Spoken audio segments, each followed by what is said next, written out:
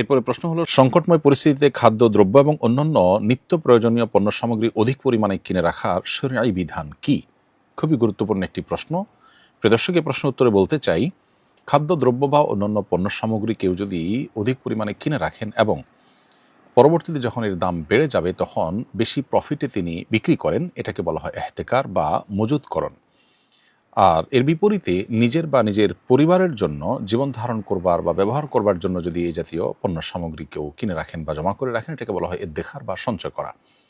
শরিয়াত দৃষ্টিকোণ থেকে স্বাভাবিক অবস্থা যখন বিরাজ করে, অর্থাৎ কোনো দেশীয় বা বৈশ্বিক বড় কোনো সংকট নেই কিংবা যুদ্ধ পরিস্থিতিতে নেই এবং দুর্ভিক্ষ কিংবা দুর্ভিক্ষের ঘন ঘটা বা পদধ্বনি শোনা যাচ্ছে এমন কোনো পরিবেশ পরিস্থিতি নেই, এরকম স্বাভাবিক অবস্থায় কেউ যদি কোনো পণ্য কিনে রাখেন যে এটা যখন দাম বাড়বে তখন আমি বিক্রি করব, তো শরিয়াত দৃষ্টিকোণ থেকে এটি নিষিদ্ধ নয়। ঠিক একইভাবে নিজের বা নিজের পরিবারের ভরণ পোষণের জন্য যদি খাদ্যদ্রব্য বা অন্যান্য পণ্য সামগ্রী কেউ সঞ্চয় করে রাখেন, তো শরিয়াত দৃষ্টিকোণ থেকে সেটাও নিষিদ্ধ কিংবা নাজায়েজ নয় স্বাভাবিক অবস্থায়। আমাদের দেশে আলু, পেঁয়াজ, রসুন এ জাতীয় অনেক ফসল আছে যে ফসল সারা বছর জুড়ে হয় না, বরং নির্দিষ্ট সময়ে হয় এবং এত অধিক পরিমাণে হয় যে এটা ওই সময়ে সারা দেশে মানুষ খেয়ে শেষ করতে পারেন না। ফলশ্রুতিতে এই ফসলের একটা অংশ বরং রেখে দিতে হয়, মজুত করতে হয় এবং যে সময় ফসল হয় না তখন এটি মানুষের মধ্যে সরবরাহ করতে হয়। তো এক্ষেত্রে যিনি ব্যবসায়ী, যিনি এই মজুতকরণ করলেন, তার যেহেতু এখানে ইনভেস্ট আছে, খরচ আছে এবং এটার পেছনে যেহেতু তার শ্রম আছে, মেধা আছে এবং তার প্রফিট করার ব্যাপার আছে, অতএব অধিক মুনাফায় যৌক্তিক মূল্যে বা প্রফিটে তিনি সেটা পরবর্তীতে বিক্রি করে ব্যবসা করতে পারেন। এই মজুতকরণ শরিয়াত দৃষ্টিকোণ থেকে নিষিদ্ধ নয়। একইভাবে নবী করিম সাল্লাল্লাহু আলাইহি সাল্লাম তার পরিবারের জন্য এক বছরের খাদ্যশস্য একসাথে দিয়ে দিতেন। অতএব এখান থেকে বোঝা গেল যে খাদ্যশস্য পরিবারের জন্য ব্যবহার্য যে সমস্ত নিত্য প্রয়োজনীয় পণ্য সামগ্রী এগুলো রেখে দেওয়া বা সঞ্চয় করাটাও নিষিদ্ধ নয়। অনেক ওলামা ইকরাম অবশ্য নবী সাল্লাল্লাহু আলাইহি ওয়াসাল্লামের এক বছরের খাদ্য সামগ্রী দেওয়ার এই হাদিসের আলোকে এক বছরের বেশি সময়ের জন্য সেটি সঞ্চয় করে রাখাটাকে নিষিদ্ধ বা মাকরুহ মনে করেন, যদিও হাদিসে পরিষ্কারভাবে এক বছরের বেশি রাখা নিষিদ্ধ সেরকম কোনো কথা বর্ণিত হয়নি।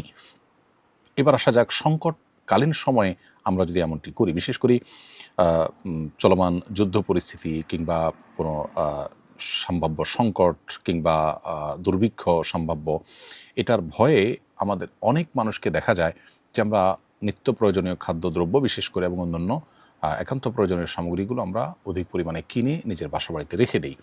কমার্শিয়াল উদ্দেশ্যে বা বাণিজ্যিক উদ্দেশ্যে যেরকম রাখার নজির আছে, আমাদের ব্যক্তিগত প্রয়োজনে আমরা অনেকে এটি রেখে দিই। এই ব্যাপারে শরিয়ার দৃষ্টিকোণ হলো, এর ফলে যদি মানুষের ক্ষতির কোনো শঙ্কা থাকে বা মানুষের কষ্টের কোনো কারণ হয় তাহলে সেটি কিন্তু জায়েজ নয়।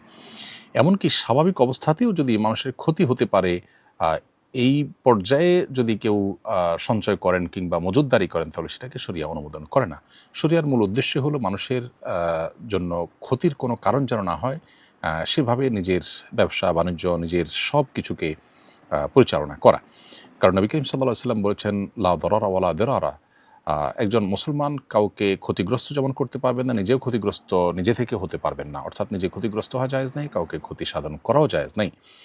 আরেকটি হাদিসে নবী সাল্লাল্লাহু আলাইহি ওয়াসাল্লাম বলেছেন, মান দাররা দাররাহুল্লাহ ওয়া মান শাক্কা শাক্কাল্লাহু আলাইহি। অর্থাৎ যে ব্যক্তি কারোর ক্ষতি সাধন করবে, আল্লাহ রাব্বুল আলামিন তার জন্য ক্ষতি সাধন করার ফয়সালা করবেন। কেউ যদি কারোর কষ্টের কারণ হয়, আল্লাহ তাআলা তার জন্য কষ্টকে অবধারিত করে দিবেন। এজন্য একজন মুসলমান কখনো এমন কিছু করতে পারে না যা অন্যের কষ্টের কারণ হতে পারে। এখন সংকটকালীন সময়ে যদি আপনি যে কোনো পণ্য, খাদ্য, দ্রব্য ইত্যাদি আপনি মজুত করে রাখেন, তাহলে আপনি জানেন যে কয়েকদিনের মধ্যে বা অল্প সময়ের মধ্যে বা কিছু সময় পর মানুষ যখন সংকটে পড়বে, জিনিস থাকবে না, বাজারে পাওয়া যাবে না, তখন আপনি এটার দাম বাড়িয়ে বিক্রি করবেন। কোনো জিনিসের দাম বাড়তে পারে এটা জেনে আপনি বর্তমানে যা আছে সেটা আপনি সরিয়ে রাখলেন, পরবর্তীতে দাম বাড়ার পরে বিক্রি করলেন। এই বিষয়গুলো শরিয়ার দৃষ্টিকোণ থেকে জায়েজ নয়। নবী সাল্লাল্লাহু আলাইহি ওয়াসাল্লাম বলেছেন, লা ইয়াহতাকিরু ইল্লা খাতি। এই জাতীয় মজুতদারি সেই করে যে অপরাধী, যে গুনাহগার, অর্থাৎ কোনো ভালো মানুষ এটি করতে পারে না।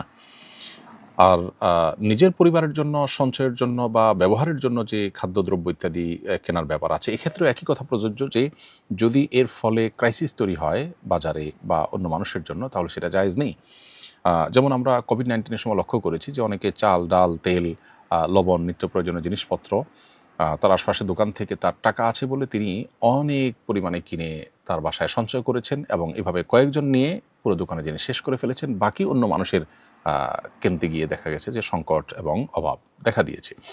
তো এ ধরনের পরিস্থিতিতে যেহেতু অন্য মানুষের কষ্ট হয়, বিধায় এই পরিমাণে কেনা যে যার ফলে অন্যের কষ্ট হতে পারে, বা আমি এরকম আমার মতো আর অনেকে কিনলে সংকট তৈরি হতে পারে, এরকম যদি হয় তাহলে সেক্ষেত্রে একজন ইমানদার এ ধরনের সঞ্চয় করা থেকেও বিরত থাকবেন।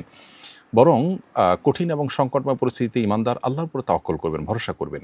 তিনি তার জায়গা থেকে চেষ্টা করবেন এবং তার বিশ্বাস থাকতে হবে, আমি যতই সঞ্চয় করি না কেন, আল্লাহ যদি আমার জন্য ভোগান্তি এবং কষ্ট লিখে রাখেন সেটা আমাকে পোহাতেই হবে।